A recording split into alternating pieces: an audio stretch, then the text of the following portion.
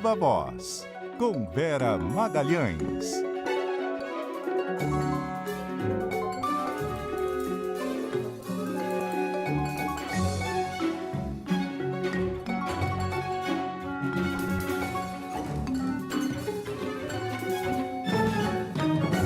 Vera Magalhães, muito boa noite, tudo bem? Oi, Débora, boa noite para você e para Carol, para os nossos ouvintes, também para quem nos assiste. Oi, Vera, boa noite.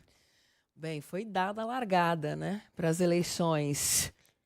Agora a gente está vendo uma movimentação bem intensa nesse início de ano, de pré-candidaturas ali se movendo, de partidos querendo definições. Realmente, eu acho que agora o ano eleitoral começou. Então vamos para Brasília. Samantha Klein tem mais informações sobre a visita do governador de São Paulo, Tarcísio de Freitas, ao ex-presidente Jair Bolsonaro. Oi, Samantha. Oi, Débora, Vera, Carol. Olha, essa visita, inclusive, claro que rendeu manchetes, afinal de contas, Tarcísio de Freitas confirmou a sua reeleição ao governo do estado de São Paulo, assim como o apoio no palanque do senador Flávio Bolsonaro. E aí, o que a gente fez por aqui? Conversar com pessoas próximas, com aliados, para sentir a temperatura. Líderes, então, que são aliados de Tarcísio de Freitas, afirmam que a pré-candidatura do senador Flávio Bolsonaro está consolidada. Estes mesmos políticos também dizem que a chegada do governador de Goiás, Ronaldo Caiado, ao PSD, ajuda a direita. E para esses líderes de centro-direita no Congresso, a eleição será polarizada, ainda que o PSD tenha 3 pré-candidatos e tenha visto uma janela de oportunidade em meio à prisão do ex-presidente Jair Bolsonaro, assim como Lula, estacionado nas pesquisas.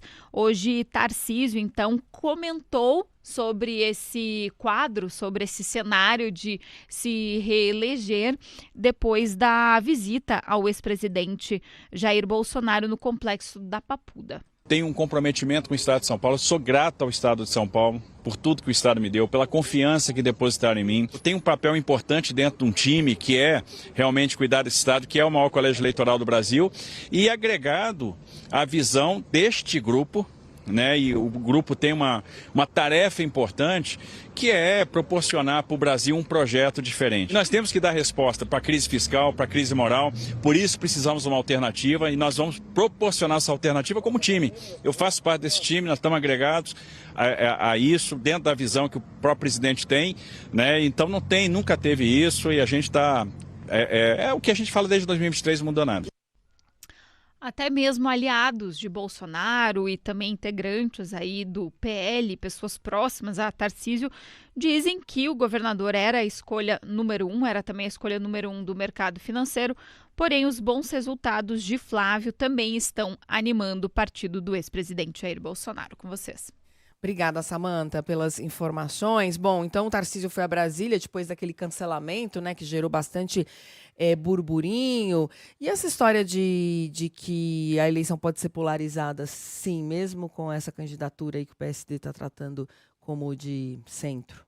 Pois é, Débora, essa é a pergunta de milhões, né? Porque há muitos anos se fala na necessidade ou na vontade do eleitor de quebrar essa polarização, mas quando surgem candidaturas alternativas, elas não conseguem passar ali de uma espécie de teto que não chega nem a 10%. Os candidatos à terceira via têm obtido patamares inferiores a 10%, tanto em 18 quanto em 22. O governador Tarcísio de Freitas cumpriu hoje esse script, né, ao qual ele vem se dedicando meio a contragosto, meio constrangido, de ter de todo dia, toda semana, toda hora, reafirmar a sua lealdade a Jair Bolsonaro.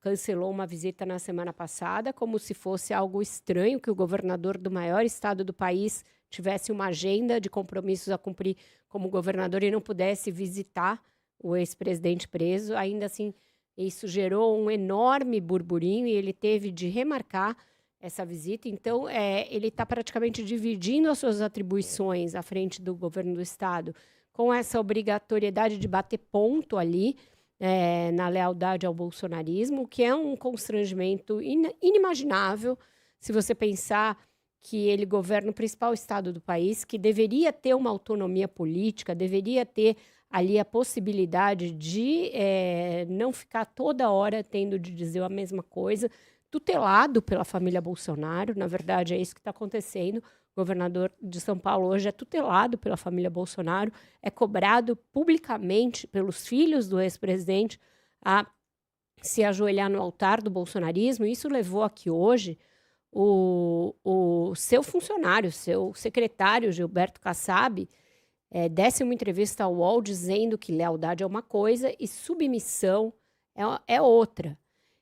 Então, com uma crítica nem tão velada assim ao Tarcísio, demonstrando uma certa decepção pela maneira como ele conduziu o projeto pré-eleitoral e pela recusa dele em encarar essa possibilidade dessa candidatura de terceira via, porque o que todo mundo acha é que se fosse ele o candidato, aí sim haveria uma possibilidade maior de decolar.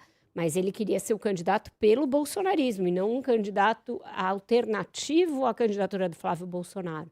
Não consegue dar esse grito de independência. Então, hoje a gente tem essa situação bastante delicada do governador de São Paulo, mas eu acho que as demonstrações do Kassab são de quem não desistiu ainda de todo dessa candidatura. E que ele ter juntado esse bololô de gente no PSD é uma maneira de pressionar o Tarcísio. Olha, se você não for, eu tenho esses candidatos aqui para apresentar, porque com o Flávio Bolsonaro eu não vou nesse momento.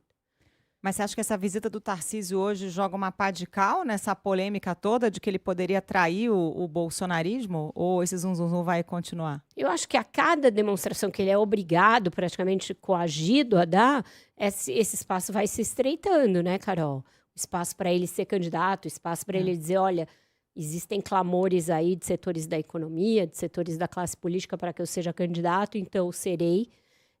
Isso vai ficando mais difícil, vai faltando tempo, ele vai ficando sem discurso, porque ele reiteradamente tem dito que vai ser candidato ao governo de São Paulo. Então, uma guinada, aí sim, cairia o mundo sobre a cabeça dele, de que é traidor e não sei o quê, sendo que ele poderia ter construído antes, lá atrás, antes do Bolsonaro indicar o Flávio, um caminho para ser o candidato, até fazendo acenos ao próprio Bolsonaro, de que uma vez eleito daria o indulto que ele tanto precisa, que ele tanto sonha, etc. Enfim, ele não soube conduzir, ficou sempre muito manietado, muito preso, e agora está cada vez mais difícil de ser candidato, embora a classe política não tenha desistido de todo. Hoje teve ali uma reunião entre caciques do Centrão, de partidos do MDB e do Centrão, em que ainda essa história de Tarcísio estava posta na mesa. Então, ninguém desistiu de todo, mas ele vai dando tantas demonstrações que vai ficando difícil imaginar que ele tem espaço ainda para voltar atrás. Kassab tanto não desistiu que deu uma declaração hoje à Globo News, dizendo que, apesar de Tarcísio de Freitas dizer que é candidato à reeleição ao governo de São Paulo, que ele não descarta uma candidatura presidencial. A gente tem esse trecho. Palavra nunca, a palavra jamais, são palavras que você deve evitar na política, não é? Porque as circunstâncias mudam, os fatos novos surgem, mas a avaliação que eu faço hoje, ainda no período da manhã, manifestações do governador Tarcísio, é que o provável mesmo, e até porque ele tem sido agora muito enfático, é que ele seja candidato à reeleição em São Paulo. Portanto, acho que nesse caso é jogo jogado, mas jamais eu vou usar essa palavra nunca, que são palavras que são incompatíveis com a análise política. Kassab sabe bem disso, né? Never say never. Ele usa jamais só para dizer que não vai falar jamais, né? Não tem aquela música do Titãs, é cedo ou tarde demais para dizer adeus, para dizer jamais. Então, é isso. Ele está tentando convencer o Tarcísio, mas é difícil. Do outro lado, tem todo esse peso do bolsonarismo. De fato, o Tarcísio deve a eleição dele em São Paulo 100% ao Bolsonaro. Se não fosse Bolsonaro, ele nem teria sido candidato. E agora fica muito difícil para ele romper esse cerco, né? Bom, hoje vocês lá no Globo entrevistaram esses 3 possíveis pré-candidatos pelo PSD, né? Os governadores, o Ronaldo Caiado, o Eduardo Leite e também o Ratinho Júnior. Queria ouvir suas impressões aí, no geral, sobre o que eles falaram, Vera. Carol, os 3 ganharam uma plataforma de divulgação das gestões deles, das ideias deles, e vão aproveitar essa janela. O PSD nunca teve candidato, agora tem a primeira vez uma chance real, concreta de ter candidato. Se vai ter ou não, é isso, 3, 4 meses em política são uma enormidade, mas eles vão tentar aproveitar essa janela para aparecer nas próximas pesquisas, né? Uma vez havendo 3 pré-candidatos, todos devem ser testados nas próximas rodadas de pesquisas.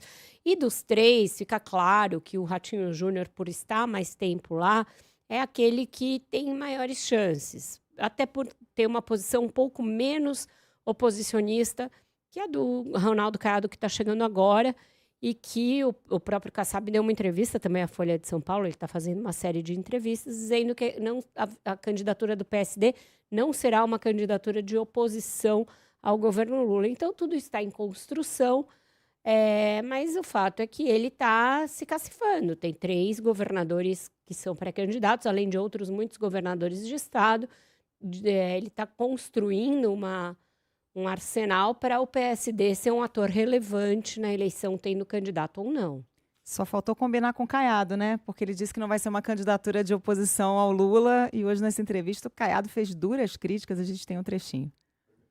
Acho que o importante neste momento é nós sabermos o que é que o Brasil deseja, que não é o modelo que está instalado. Então, o candidato do PSD, ele terá que ter uma coragem para poder enfrentar esses temas. O combate à fome, eu escuto do Lula desde 1986 até hoje, não recuperou isso. A picanha e a cerveja, isso é dita todas as vezes. Não pode ter essa blindagem, porque eu sou o governador, amanhã meu filho está envolvido em assalto do INSS e simplesmente por ser meu filho não pode ser atingido, ou meu irmão está nesse assalto, ou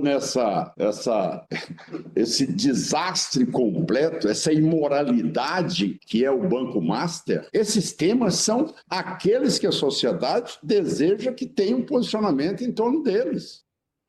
E a gente tem um trecho também de uma fala do governador Ratinho Júnior falando sobre a possibilidade de indulto a Jair Bolsonaro e os condenados na trama golpista. Vamos ouvir. Então, se for necessário fazer qualquer medida política e que se enquadre juridicamente para você pacificar o país, eu sou um instrumento que vou querer construir pontes, vou querer, obviamente, fazer com que o Brasil volte à sua normalidade e não perca mais 5, 6 anos de discussão que não está trazendo para o país nenhuma rentabilidade direta para a população, de melhoria de vida para ela. Né? Nós estamos gastando muita energia discutindo o passado e pouca energia discutindo o futuro. Aliás, nem o presente nós estamos discutindo. Bom, tá aí. Pela fala dos dois, fica evidente que seria uma candidatura, sim, com críticas ao governo Lula, apesar dessa fala do Kassab, né, Vera? Exatamente. O Caiado num tom sempre mais enfático, né, veemente, que é da retórica dele mesmo. Ele é um político à moda antiga, tem essa retórica bem inflamada. O Ratinho, um pouco mais light, mas na linha de contrapor modelos de governo, com modelos de ali mais presença do capital privado, mais parcerias com a iniciativa privada, etc. Mas esse aceno, né? Desculpa, que ele faz ao bolsonarismo, indicando que num segundo turno, se for ele o candidato, a tendência maior é de uma aliança com o Flávio Bolsonaro, caso se confirme as pesquisas de hoje, que dão um segundo turno entre Lula e Flávio Bolsonaro. O Eduardo Leite é dos 3 aquele que fica mais ao centro realmente, né? Ele, inclusive, na entrevista, falou ali sobre como ele realmente diverge dos 2 lados, teria muita dificuldade de apoiar um dos 2 lados, e teve ali uma fala até bastante corajosa de dizer, olha, eu sou alguém que é liberal na economia e que propugna um Estado menor, mas as questões de comportamento e sociais são caras para mim. as questões que são ligadas à diversidade, porque eu sou um homem gay e quero respeito, exijo, ele falou, eu exijo respeito e exijo que esses temas sejam tratados. Então, ele traz ali uma pauta, né, que a direita gosta de chamar de pauta woke, que não é cara a essa direita representada pelo Caiado, pelo Ratinho, pelo Zema, pelo Flávio Bolsonaro, e que o coloca um pouco mais à esquerda, né? A direita chama ele de um candidato de esquerda, para vocês terem ideia de como... É porque no Rio Grande do Sul a correlação de forças é diferente, né? Ele foi eleito com os votos do campo progressista, né? Porque era contra o Onyx Lorenzoni, né? Exatamente. Então, nessa segunda, principalmente nessa segunda eleição, ele atraiu esses votos, ganhou por muito pouco ali, né, nessa segunda eleição. Então é isso, a gente vai, eu acho que é bom, oxigena um pouco o debate, né? A gente sai daquela coisa de só discutir Lula ou Bolsonaro, discute os temas que dizem respeito a vários outros aspectos do Brasil. Eu acho que ter mais candidaturas pode ser salutar para isso, para você abrir um pouco o leque de assuntos que vão ser discutidos no período eleitoral. Agora, são 3 governadores, né?